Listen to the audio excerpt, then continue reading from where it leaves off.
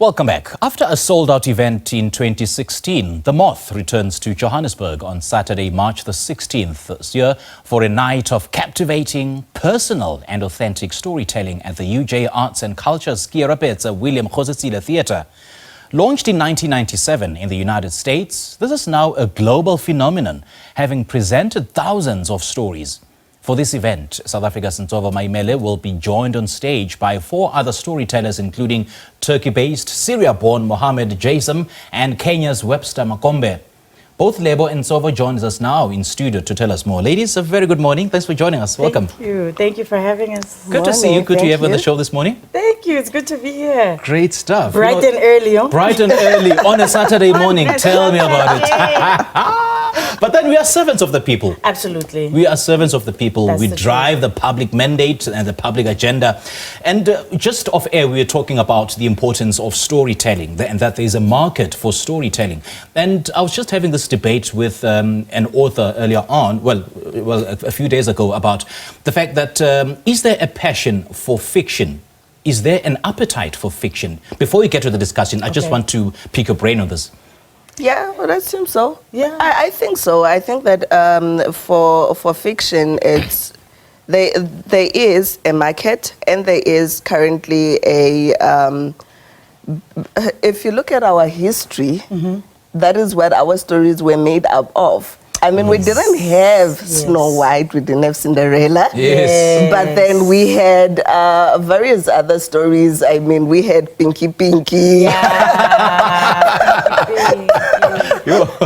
Fables and myths and yeah. urban legends. And if you look at, I mean, even television, so many drama series are adapted from fiction. From fiction, you know? right. Whether right. it's from novels or whether it's from very ancient fiction, like what we are talking about, stories that get passed down. I think fiction is nice because it allows an escape. You don't have to tell the name the way that it is. You don't have to implicate yourself. It allows you to couch the message, in that fiction, but still deliver truth at the center. This is a different exercise altogether. Yes. This is about, the Moth is about revealing the self. It's first person storytelling. So in other words, you're telling something that happened to you. And what you are telling has to be true. And the stories are workshopped, but they're not written down. So the storyteller knows the beginning of the story, they know the flow of the story, they know the end of the story. But how that story comes to life on that night, how they connect with the audience on that particular evening, that's where the magic comes from. And this thing is like a global phenomenon. I just found out about it because I'm involved in this event. But I mean, since 1997, when, as you said, when they started, they've harnessed more than 60,000 stories all over the world, different major cities all over the planet. That's massive. The tickets are sold out. That's massive. The tickets are sold out in Johannesburg. I don't know when I last experienced this, like 2 weeks before the event. You know? And it's because there's an appetite for this. I think there's an appetite for connection. And there's an appetite for the simplicity of that form, of being able to walk into a theater, listen to one human being telling their story on stage and feel like that human being is speaking your story, you know? That sensation is magical, and they've perfected it.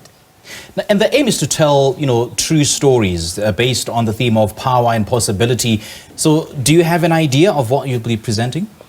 Yes, I do, but then I don't want to waste the energy. Of course. So yes, I wouldn't want to share my story, but then what I can say about the reflection on power and possibility, it's more around advocacy. And when you look at the structure of the Moth and the people that tell the stories, it's people that are not professional storytellers. It's people that are living normal, basic lives. And then they just come in and throw in their weight, and someone is there to listen to them. Yes.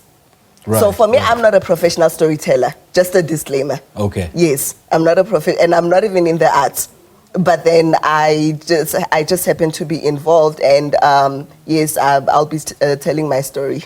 But she's a healthcare worker, right? Which puts her, she's a pharmacist. Yes. Which puts her on the front line of how the system works and how people interact with the healthcare system in this country, which makes for, you know, a lot of powerful insights into where the cracks are, but also how human beings experience these cracks. You know, we can read a headline or, you know, follow a story like, you know, life is dimeni or one of the many crises that have happened in our country, and eventually the numbers become like, you know, you lose a human sense of what those numbers actually feel like, you know, especially when you're hearing about fires and then there's riots and then there's, you know, but when you hear a simple story of how one individual interacts with the system and how one little wheel that is a part of this process affects this person's entire life. I like that. I like what you said, because, you know, it doesn't necessarily mean that you have to be a professional storyteller. Anybody can tell stories. Absolutely. I can tell stories about my own craft. Yes. She can tell stories about the healthcare system in South Africa,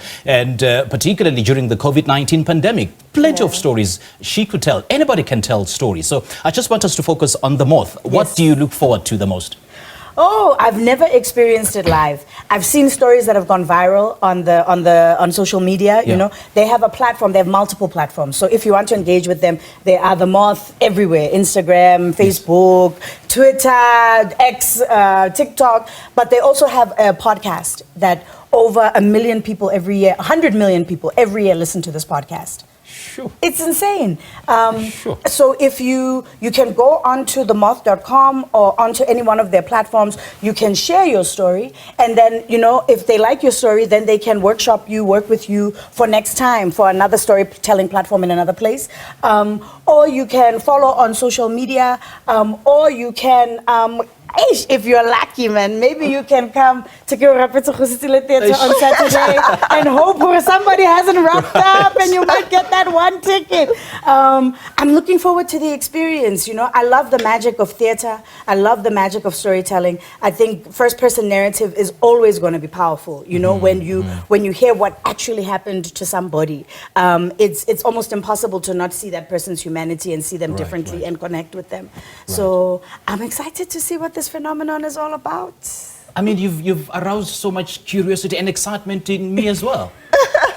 I want to go. Yes, please do come. I want to go. No, whether there's no tickets or not, please do come. But then they've also got a website where you can go and look at some of the stories. I mean, the stories that have been told before. For me, I've been with The Moth since 2015. Oh, wow. Yes. So I've been with them as a storyteller since 2015, where we've worked with the directors, where they workshop you, you know, basically take your ordinary personality and then make it out to be a good storyteller. Got you. Yes. So go and check out the stories. Lovely, lovely stories. I mean, some of the people that are there, I've watched them. I enjoy them. Yeah. Right. Yeah. Ladies, all the best, man. Thank you so much for joining us. Thank you. Keep up the good work. We love it. You. We love it. We absolutely do.